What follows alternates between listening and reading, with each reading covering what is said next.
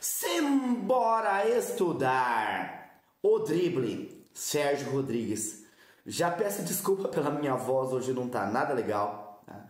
Peguei uma gripe forte aí, tô bastante, com a voz bastante debilitada, mas vamos lá, porque eu não posso parar, senão eu não dou conta de fazer, todas as análises aqui das obras do vestibular aqui deste ano. Primeiramente, quero agradecer ao UFPR, a Federal do Paraná, por ter colocado este livro na lista, porque é um livro que, pelo título, eu não leria se não fosse, aqui uma obra do vestibular. Sou apaixonado por futebol, amo futebol, principalmente futebol brasileiro, seleção não tanto, mas eu gosto, sabe? Eu sou um cara que me envolve com o Campeonato Brasileiro, torço para o meu time, sou aquele cara que fica bravo ali quando o time perde, 5 minutos depois passou, não tô nem aí, tá? Mas eu gosto de ver futebol, gosto de assistir futebol. Gosto de jogar também, mas a idade já está avançada. Mas é difícil você ver uma obra, colocando ali futebol, tá? E principalmente romance.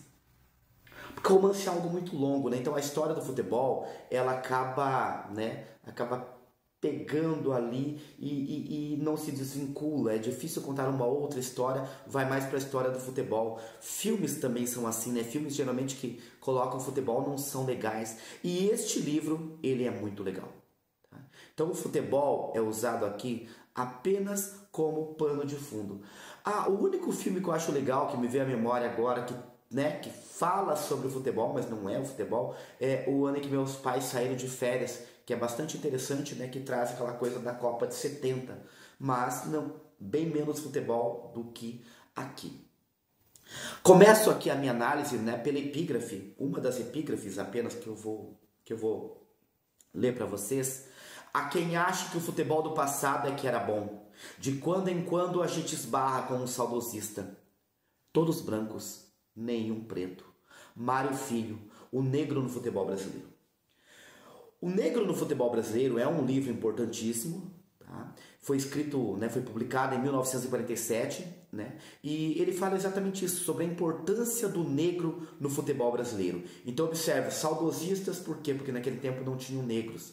Essas são as pessoas, é isso que o Mário Filho está querendo dizer aqui. Então esse livro também traz isso, tá? Tem essa questão do racismo também, então fica aí como indicação a leitura desse livro do Mário Filho, O Negro no Futebol Brasileiro. Mário Filho, que é o homenageado no Maracanã, o nome do Maracanã é Estádio Mário Filho. Essa história, ela tem dois narradores, um narrador em terceira pessoa, que vai falando sobre a vida ali do Murilo Filho, e um livro que o pai, o Murilo, eu falei Murilo Filho, desculpa, vai contando a vida do Murilo Neto. E o pai, o Murilo, o Murilo Filho, que é chamado apenas de Murilo, ele escreve um livro sobre o Peralvo, e esse livro também como uma escrita, então contado ali pelo Murilo. A imagem inicial do filme, do livro, ela vai também aparecer quase no final, que é a TV, é uma velha trambolhuda de tubo de imagem. Então, naquela TV, pai e filho estão vendo aquele lance famoso, do drible do Pelé no Mazurkiewicz, tá? Se é outra pronúncia, tá? Já peço desculpa. Meu pai me ensinou desde pequeno, eu ouço esse nome, o drible do Pelé no Mazurkiewicz, o drible do Pelé no Mazurkiewicz, que era o goleiro uruguaio, e isso ficou na minha cabeça, tá? Para mim é Mazurkiewicz. Se há outra pronúncia, até é bom perguntar para algum uruguaio, tá? Que se fala de outra forma. Eu falo Mazurkiewicz. Então, observa, Aí eu já me vejo um pouco no livro, que meu pai falava muito sobre isso, tá? Mas a semelhança vai parar aí. Tá? Meu pai também, falou muito sobre futebol, como muitos pais. Meu pai me fez torcer para o mesmo time dele. Meu pai contava histórias, tá? Então, bem isso. Só que aqui, a partir daí, ele vai ser bastante diferente. Então eles estão vendo ali, pai e filho, aquela imagem congelada, o pai volta várias vezes, fala para o filho que qualquer pessoa teria feito diferente, mas o Pelé, né, teria feito da forma normal, mas o Pelé quis desafiar Deus, né, foi dar um drible da vaca ali no goleiro uruguaio, no Mazurkiewicz, tá? E acabou chutando, né, tirando demais do zagueiro Anchieta, tá? Meu pai também contava, né? Então do zagueiro Anchieta, e o Anchieta, né, acaba passando ali ao lado do pé dele e a bola vai para fora. Esse momento inicial é o momento em que o Murilo Neto vai até a casa do Murilo Filho. É a primeira vez, né, que ele está indo lá na casa do Murilo Filho e eles estão vendo essa imagem ali. Essa é uma relação muito difícil entre pai e filho. Murilo Filho, curioso, né? Murilo Neto, Murilo Filho, não se fala do Murilo, o Murilo original. Então, ou seja, é uma sucessão de pais ali que nós vamos ver depois que são pais sem filhos. Tá? Então, segue o nome, mas não há continuação, né? Não há nada disso. A coincidência ali do pai estar mostrando esse lance é que esse lance que o pai mostra é bem no dia em que a Elvira se mata. Quem é a Elvira? Elvira é a mãe do nosso personagem aqui, do Murilo Neto. Então, a gente já sabe que o Murilo tem um pai que teve uma relação difícil e que ele teve uma mãe, né, que a mãe se suicida lá no dia 17 de junho de 1970, tá? No dia daquele lance ali, então a mãe se suicida. E ali no finalzinho, né, da primeira parte do livro, do primeiro capítulo do livro, digamos assim, ele fala assim, né, Peralvo teria sido maior que Pelé. E nós começamos a Peralvo teria sido maior que Pelé, Neto. Que merda de vida. Então, ou seja, ele vai falar desse personagem Peralvo. Quem seria Peralvo? Curioso, pessoal, é que o Peralvo não é um personagem real. Nunca existiu um jogador chamado Peralvo que tenha feito isso. Pode ter existido algum Peralvo, mas não que tenha feito isso, que tenha jogado no América, que tenha jogado no Vasco, né? Não existiu esse jogador Peralvo. O José Trajano, que é um dos grandes, né, dos grandes jornalistas esportivos até hoje, talvez o maior torcedor do América do Rio de Janeiro vivo, né? Ele escreveu um livro sobre os grandes ídolos do América. E lá entre os grandes ídolos do América ele coloca o Peralvo. Tá? Claro que é ficção, mas ele coloca o Peralvo. Então, aqui tem muita ficção, só que são colocados nomes originais. Como nós vamos ver aqui, vai aparecer o Mário Filho, vai aparecer o irmão do Mário Filho, né, que é o Nelson Rodrigues, o grande escritor Nelson Rodrigues, né? Vai aparecer o próprio Pelé, Mazurkiewicz, que são um lance, né, real, os nomes de jogadores reais, tá? O presidente João Goulart, enfim, tá? Se misturam ali personagens reais e personagens fictícios. O Neto, ele é um revisor de textos, tá? Ele revisa textos, ele vive a vida, ganha a vida a revisão de textos, e lá nos anos 80, ele teve um pouco de sucesso com uma banda, tá? Chamada Copo de Leite e Copo de Rum. Tá? Uma banda com uma letra bem ridícula, tá? Que nós, né, durante o livro nós vamos ver, mas que fez algum sucesso. O pai o chama para ir visitar um dia dizendo que está à beira da morte. Tá? O Murilo. Vamos chamar só de Murilo e de Neto, tá? Murilo é o pai e Neto é o filho. Então Murilo chama o filho um dia dizendo que está muito mal, né? Que está para morrer. E o filho vai. E o filho fica naquela, será que ele vai me pedir perdão? Será? Será que é por isso? E nós também não entendemos o motivo pelo qual o Neto é chamado lá, né? Mas o Neto vai, e o Neto tem um certo hábito. Todas as vezes antes de ir, ele compra croquetes de carne, tá? Para ele levar até lá. Porque eles vão pescar, né? Eles vão sempre... O que eles fazem lá, né, é ir pescar, tá? Sempre isso, essa rotina de ir pescar. E as traíras que eles pescam, eles assam e depois comem, mas isso já bem tarde. Então eles ficam com fome, ele sempre passa, compra croquetes e leva croquetes para eles comerem. Esses croquetes vão ser muito importantes lá no final do livro. O Murilo tem algumas manias, né? Por exemplo, ele chama o filho de Tizil. A gente estranha um pouquinho se chamar de Tizil. O Murilo é um homem branco, né? Tizil, uma relação aí, né, com o preto. E depois nós vamos, né, descobrir que o filho é bem mais preto do que ele. Há ali na fazenda Nomes de Animais, por exemplo, né, tem um cachorro que é chamado Manteiga, porque Manteiga era um ex-jogador do América. Eu não sei se eu cheguei a falar isso, ou se eu dei a entender, mas para deixar bem claro, então o Murilo era um torcedor do América, que queria que seu filho fosse também um torcedor do América, mas o seu filho não era... Ele não conseguiu, ele tentou de todas as formas que seu filho fosse torcedor do América, mas ele não consegue isso. O seu filho vira rubro-negro, né? Vira torcedor do Flamengo. Murilo era um cronista esportivo desde a década de 60, muito conhecido, muito famoso, né? Muito famoso no Brasil, tá? Que tinha muita grana, tá? Dos tempos áureos ali do rádio, onde eles ganhavam muito dinheiro, né? Essas pessoas como Nelson Rodrigues, o próprio Mário Filho também, né, foram pessoas assim. Nós temos exemplos até hoje, né? Pessoas que ganharam muito dinheiro com futebol, né? Milton Neves, Galvão Bueno, enfim, tá? Murilo era conhecido como o maior comedor da cidade. Então, ou seja, ele, né, tinha ali uma fila, né, de mulheres com as quais ele já tinha estado. E o neto, então, vai até lá, né, e fala para ele, né, que estava morrendo. E ele quer saber o quê? Ele fala, nada demais. O problema é que eu ainda não morri. Na minha idade, dá menos trabalho dizer o que não tenho. Então, ele não quer contar o que ele não tem. Lá no sítio, né, ele acaba conhecendo uma empregada do pai, uma moça, como ele diz, com traços indígenas, que se chama Uiara. Ele acha aquela Uiara simpática, acha uma mulher bonita. Na segunda vez que ele volta, ele fala que vai voltar por causa da Uiara.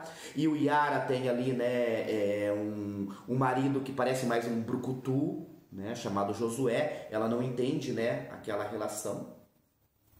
E a Uiara pede para ele, né, para o neto, ir até o médico do pai, ver realmente o que ele tem, porque ele não conta o que ele tem.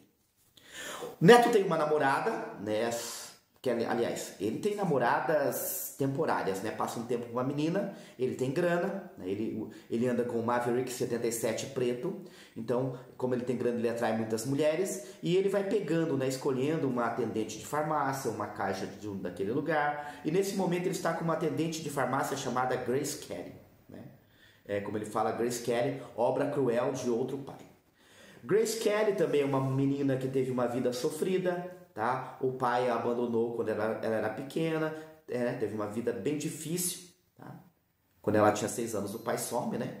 E então a vida dos dois ali tem isso em comum. Tá? Essa questão com o pai, nada além disso. Ele é rico, ela é pobre, ele é homem, ele é mulher, e no final nós vamos ver que a mulher sempre, né, sofre mais. São contadas nesse livro algumas histórias, né, bem assim, bem fortes, né? Por exemplo, a primeira vez do neto é com uma namorada do pai, né? A namorada do pai estava ali, né, com, né, os seios à mostra, ali com uma roupa curta. Ele vai até a cozinha, o pai está dormindo, e ali, ó, acontece, né? E é a primeira vez dele, né? Ele fica com medo do pai bater nele, mas o pai nunca descobre aquilo, tá? Isso foi aí. Depois, lá na frente, o Murilo tem uma namorada pela qual ele é apaixonado. Eu vou tentar lembrar o nome dela, tá? Eu vou tentar lembrar o nome dela e eu falo pra vocês, agora me fugiu. Mas essa namorada, ele é apaixonado por ela, ele leva para conhecer o pai. O pai acaba se apaixonando pela namorada, tem uma relação com a namorada e rouba a namorada do filho. Então observem, né? O neto até fala que passou 26 anos da vida esperando o momento de matar o pai. A vontade dele era matar o pai. E quando ele morava com o pai, ainda era jovem, né? No tempo da primeira vez dele lá com a namorada do pai, tinha uma empregada chamada Conceição, e a Conceição que cuidava de tudo. Então, para mostrar ainda mais essa questão, né, como o pai era ruim, ele conta que a Conceição morreu, né? Ele ligava sempre para a Conceição, tá? Porque ele gostava da Conceição. Mas quando a Conceição morre, o pai nem se deu ao trabalho de ligar avisando. E ele nem no enterro da Conceição, ele acaba indo. Num dos dias em que o Neto vai lá no sítio do Murilo, o Murilo fala pro Neto que o pai dele, né, tinha uma represa igual aquela quando ele era criança. E aí ele fala do Dom Casmurro. Você já leu Dom Casmurro? O Neto fala que sim.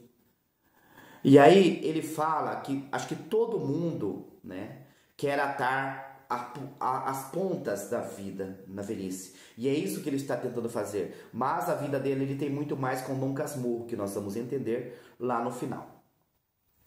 Mas que é impossível atar as pontas, porque nós temos muitas pontas soltas, né? É isso que o Murilo passa para o Neto ali naquele momento. Voltando ao Mário Filho, né, tem um trecho, é que eu separei uns trechos aqui legais, né, que ele fala que o Mário Filho contava como o futebol Brasil, né, ele foi se abrasileirando à medida do século, né, durante o século XX, né, à medida que o século XX avançava, né, quando os bugres e os crioulos iam participando mais, né, ali do futebol, né, que no início eram proibidos de entrarem nos clubes, essas pessoas pretas e pessoas, né, de origem indígena, né, os bugres. E que isso muda muito. E a comparação, né, de futebol poesia, né, ele fala com um tal de Pasolini, né, chama o futebol brasileiro de futebol poesia em oposição ao futebol inglês, que era o futebol prosa. Então, ou seja, essa poesia. Também é algo muito legal de destacar no livro. Ele fala da importância dos narradores esportivos, dos comentaristas esportivos, na melhoria do futebol brasileiro. Como assim? Então o cara ele ia narrar um jogo, o jogo era horrível e o jogo era transmitido pela rádio, ninguém estava vendo, né? Só as pessoas no estádio, poucas. Então ele enfeitava, ele aumentava, né? Quem já ouviu o jogo no rádio sabe o que eu estou falando, né? Quando eu era criança eu ouvia muito jogo no rádio, depois no dia seguinte eu ia ver os melhores momentos na televisão. E aí lá no rádio o cara gritava assim: tirou tinta do travessão, né? Aí você ia assistir o lance, a bola tinha passado lá 1 metro longe do travessão. Então, sempre há esse exagero, né, da beleza. E ele fala que isso fez com que os jogadores brasileiros se esforçassem mais para que o jogo que estava sendo narrado fosse parecido, né, com o jogo jogado ali. Numa das conversas com o pai também, o pai fala de dor futura, né? Dor futura? Mas como assim? Não existe algo chamado dor futura. Por exemplo, aí o pai vai dar um exemplo, né? Na Copa de 82, né, eu acordei com a pior diarreia da minha vida, né? No dia do jogo da Itália, eu quase nem fui ao estádio por causa da diarreia. O que aconteceu? Né? O Brasil jogava muito melhor que a Itália, mas foi eliminado pela Itália. E aí ele fala de tudo isso para falar de um jogador chamado Peralvo. Aqui vai entrar o Peralvo, a partir daqui, né, o Peralvo entra na nossa história. Quem é esse jogador chamado Peralvo? Então Peralvo era um filho de uma mulher chamada Mãezinha, né, uma mãe de santo, lá em Merequendu. Tá? Não precisa pesquisar aí, Merequendu é uma cidade que não existe, tá? É fictícia também. O nosso, eu ia falar Mário agora. Gente, esqueci o nome, Murilo. O nosso Murilo também era de Merequendu, né? Ele vai para o Rio de Janeiro. E o Peralvo, ele nasce em Merequendu, ele é filho de uma mãezinha e ele tem um poder, né? Que vai ser só falado mais pra frente, tá? Mas eu já tô adiantando aqui. Ele antevê as coisas segundos antes de acontecer. Então, por exemplo, durante um jogo de futebol, ele vai dar um drible, ele já sabe para que lado que o cara vai. Se o cara vai dar um drible nele, ele já sabe para que lado que o cara vai sair, ele sempre antecipa a jogada. Então ele consegue ter muito mais, ser muito mais efetivo, né? Devido a isso. Eu vou ler para vocês aqui um trecho que eu encontrei aqui, né? Mãezinha pariu uma criança que a princípio parecia feia, mas quando se olhava de novo era bonita, ou vice-versa. Tá? Então essa é a descrição do Peralvo, né? Quando o Peralvo nasce lá em Merequendu. E o Peralvo começa a jogar ele pelos campos de Merequendu, sempre com essa vantagem, né? Ele consegue antecipar o que os outros vão fazer. Um dia, a cidade de Brequendu, né, estava lá, tinha o jogo com uma cidade vizinha. A cidade vizinha era um clássico regional, né? A cidade vizinha monta uma seleção para enfrentar o time de Brequendu. O time de Brequendu era bem pior, só que o Peralvo é convidado para jogar no time de Brequendu e o Peralvo vai. E o Peralvo não tinha muito o que fazer, né, na defesa, porque o time lá era bom demais. Então o time começava a marcar um gol, marcava um gol, só que o Peralvo, a cada gol que o time marcava, ia lá e marcava outro. Então era 1-0, 1-1. Só que o Peralvo, né, começou a fazer mais gols do que o time. E quando termina o primeiro tempo, o resultado está 10-6 para o time de Brequendu. Como pode aquilo? E o Peralvo tendo feito os 10 gols. Tá? Claro, gente, que isso é um absurdo, né? Mas está no livro. Vamos lá. É para dar mais, né? E aí, vai para o intervalo, o jogo não continua. As pessoas não deixam, estão revoltadas com aquele, né? Com aquele cidadão ali, o Peralvo, né? Como pode isso? Dois irmãos, Demásio e Damásio, vão lá e dão 10 tiros no Peralvo. E o Peralvo tem essa facilidade, né, de antever, e ele consegue desviar dos 10 tiros. Os 10 tiros foi um para cada gol. Tá? E o Peralvo sai dali. O Peralvo fica por um tempo em Brequendu, até que o Peralvo vai para jogar no América. Ele é contratado pelo América, o mesmo time pelo qual o Murilo torce. Né? Esse livro, ele tem uma narração, né, do pai, e tem a narração em terceira pessoa. Então, às vezes nós precisamos conectar tudo isso, tá?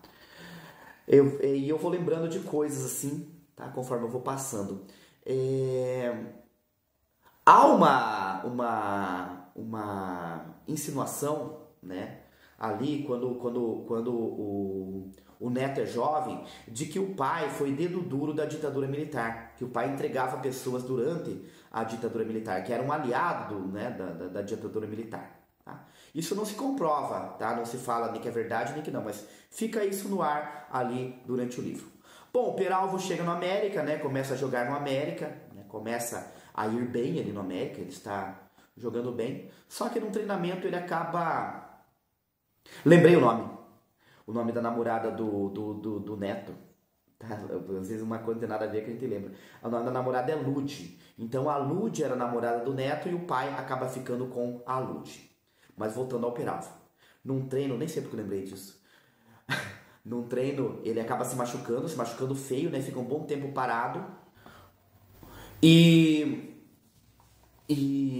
nesse tempo o Murilo resolve casar com a Elvira, tá? Com a mãe do neto.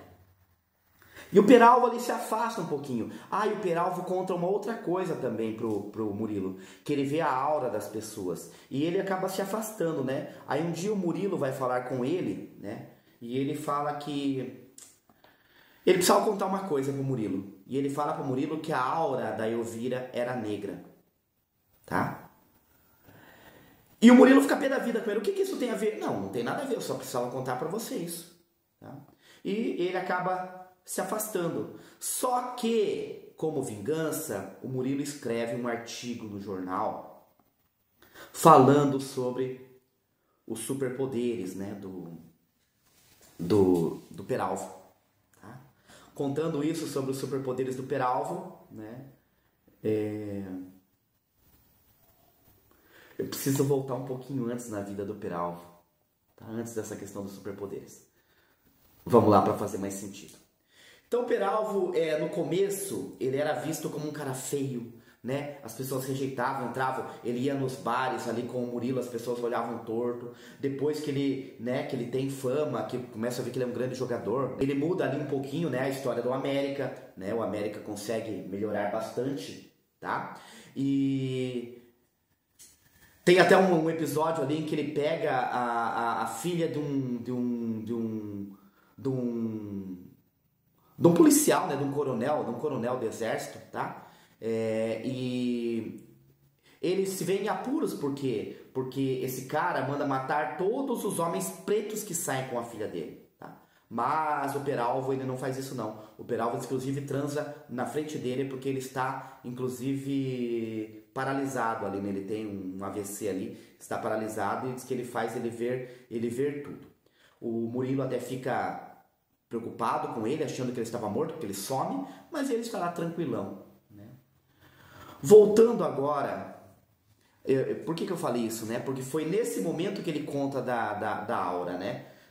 Aí ele fala assim, ó, aquilo é o demo, Murilo, aura vermelhinha, vermelhinha. Aura?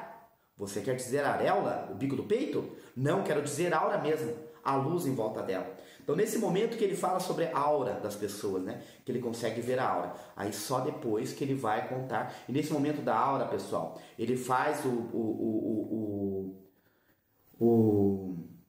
Murilo jurar que não vai contar isso pra ninguém. E aí, depois que ele conta da aura, depois que ele conta lá num artigo no jornal sobre isso, né? Depois de ele ter falado que a aura da Elvira era preta, vai haver um jogo, né? Vasco e Santos. Tá?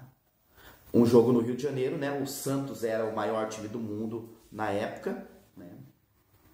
O Peralvo já tinha sido transferido, né, para o Vasco, estava lá no Vasco, e ia ter esse jogo com o Santos. Um pai de santo do Vasco, junto com o presidente do Vasco, chamam o Peralvo. E aí o Peralvo está lá e o pai de santo fala que ele fez uma amarração para o Pelé. E que o Peralvo ia marcar o Pelé, porque o Peralvo ia saber tudo que o Pelé fazia e o Pelé ia estar amarrado e pronto. Era só o Peralvo fazer isso. O Peralvo não quer fazer isso, mas o presidente insiste que o Peralvo faça isso, né? E o Peralvo entra em campo, não aceitando muito isso. Pelé deita e rola, né? O Santos, numa facilidade tremenda, vai ali, mete 2-0 no Vasco no primeiro tempo. Peralvo toma um sacode ali no vestiário. Aí, né? Porque ele tinha que marcar o Pelé espiritualmente, né? O espírito ia marcar, mas ele ia ajudar. O presidente do Vasco fala pra ele, né, que é a última chance dele, senão ele, né, pode pegar as malas dele que ele vai morrer, né, inclusive, né, ameaça o Peralvo. Peralvo volta pro segundo tempo e aceita aquilo. A partir daquele momento, Pelé não joga mais nada. Peralvo sabe tudo. Peralvo, né, e o Vasco vai e empata o jogo. O Vasco consegue empatar o jogo em 2-2. No finalzinho do jogo, Pelé mata uma bola, domina e joga pra frente. O Peralvo sabe exatamente onde o Pelé vai jogar a bola. Então o Peralvo antecipa e rouba a bola do Pelé. Tá? E aí nós estamos acompanhando a leitura. A gente fala assim, bom, agora o Peralvo vai pra cima, vai fazer o 3-2 pro Vasco. Não é isso que acontece. Peralvo pega a bola e vai contra a sua meta. Peralvo faz um gol contra, o jogo acaba 3-2. Peralvo é escorraçado, né? Lá no vestiário, o próprio pai de santo, né? O pai de santo fala para ele, o espírito não perdoa. Você não quis fazer o trato com ele no início, lá no final ele deu o troco em você. Tá? E então o Peralvo acaba saindo dali, porque o pai de santo não deixa linchá-lo ali mesmo, mas deixa ele próximo de casa. Perto de casa eles acabam batendo no Peralvo e assim acaba a carreira do Peralvo. O Peralvo toma uma surra daquelas que, conforme fala o próprio livro, né, ele teria mais metal que ossos no corpo a partir daquele momento. Peralvo precisa se recuperar. O Murilo se sente culpado pelo que aconteceu, né, porque foi ele que soltou né, que falou sobre os superpoderes do Peralvo, e ele leva o Peralvo para casa para tratar. E o Peralvo vai lhe tratando, né? A Elvira, a mãe do neto, ela ganha muito dinheiro nessa época, né? Ela tem uma confecção que ela ganha muito dinheiro. E ela tem até mais grana do que o próprio pai, né? Do que o próprio Murilo, neto, naquele momento. Mas ela não questiona, ela deixa o Peralvo ficar ali. Inclusive, até ajuda a cuidar do Peralvo. Depois o Peralvo sai de lá e vai morar com esse pai de santo. O Peralvo se torna um dos maiores pais de santo do Rio de Janeiro. Tá? Inclusive falam, né, que depois o Peralvo era procurado para fazer previsões e tudo isso, né? Até as televisões procuravam o Peralvo para fazer previsões. Peralvo acaba se envolvendo com a luta armada contra a ditadura. Dizem que o Peralvo pegava as bacanas, né, as dondocas, as mulheres que tinham grana na cidade, porque elas iam lá atrás dele, e corria, né, que ele tinha alguns dotes lá também, né? Na hora do rally rola lá, tá? Peralva é preso e Peralva é morto pela ditadura militar em 1970. E assim acaba a vida de Peralva. A gente pensa que o romance está chegando ao fim, né? E esse livro é muito legal, que ele começa com o drible e ele volta para o drible do Mazurkiewicz. Aí que a gente vai ter a grande surpresa do livro. Porque, pensei nisso agora, né? O nosso Sérgio Rodrigues aqui, ele nos dá um drible também. E que drible ele nos dá, né? Parecido com o drible do Pelé ali. Porque vai ter uma reviravolta imensa na história. A gente ainda não sabe os motivos pelo que o pai chama o neto lá.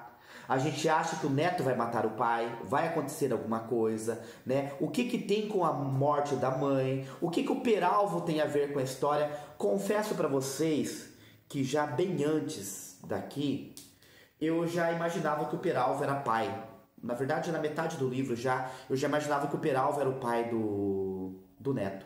Isso vai se confirmar daqui a pouquinho, né? No livro. Então, volta aquela cena inicial, né? Que o drible do Pelé no Mazurkiewicz. O Murilo está lá assistindo, né?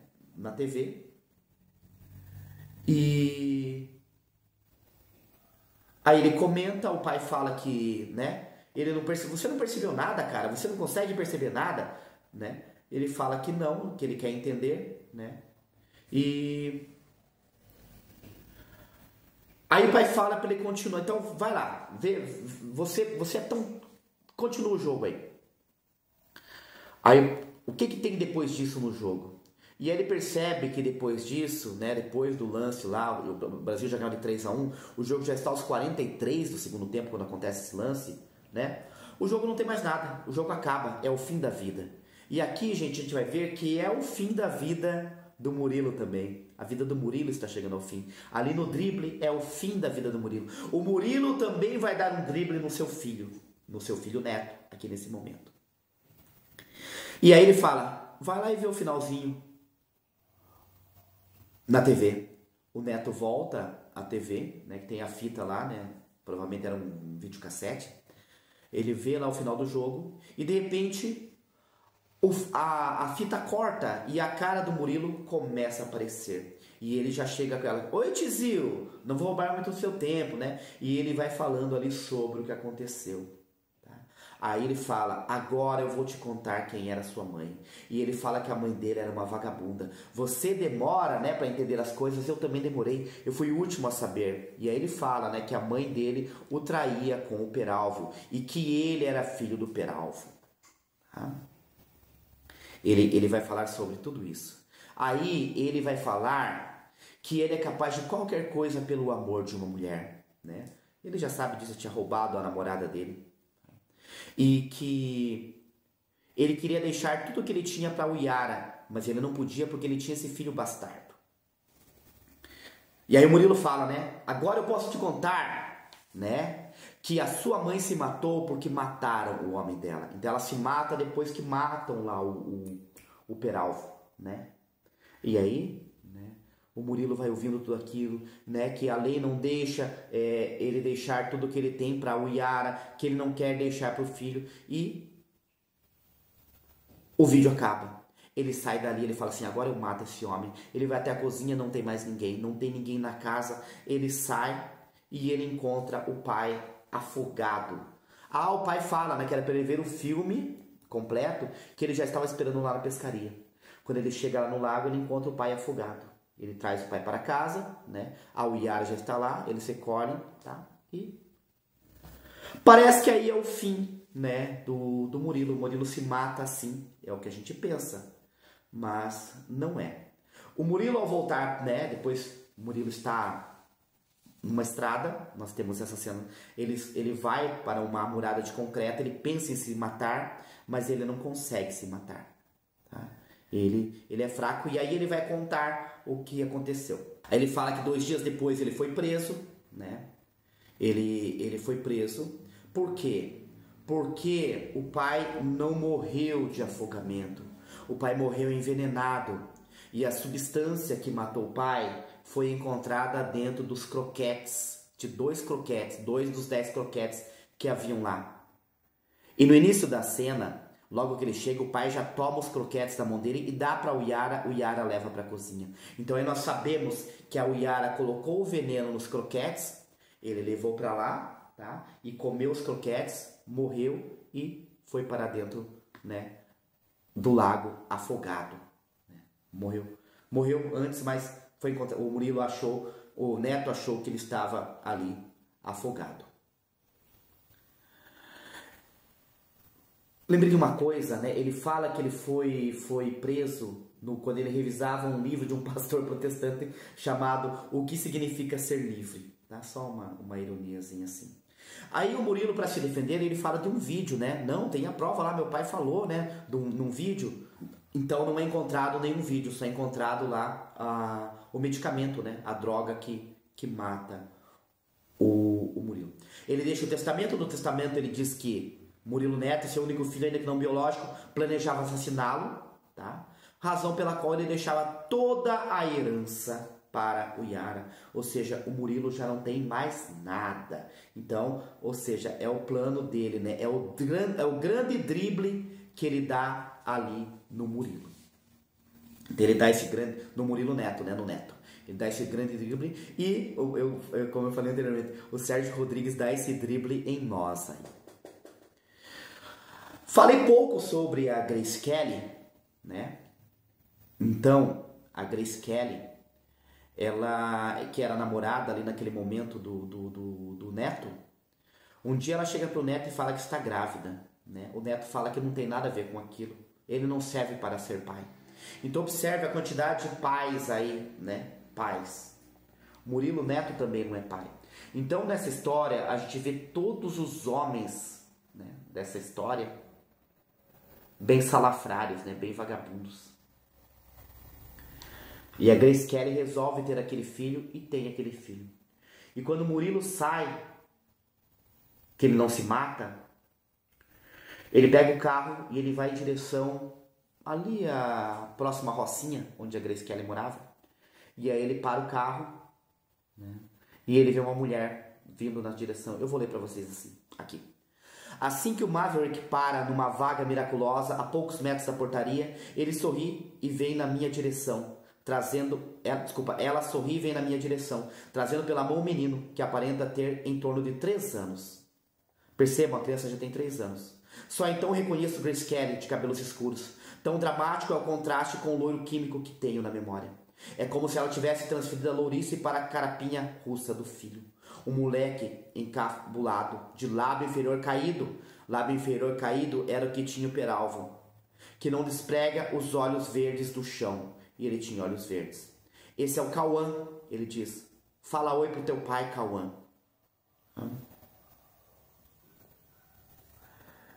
Eu só esqueci de falar uma coisa. A Grace Kelly morava na Rocinha, mas ele não foi na Rocinha para encontrar a Grace Kelly, né, ali na proximidade da Rocinha.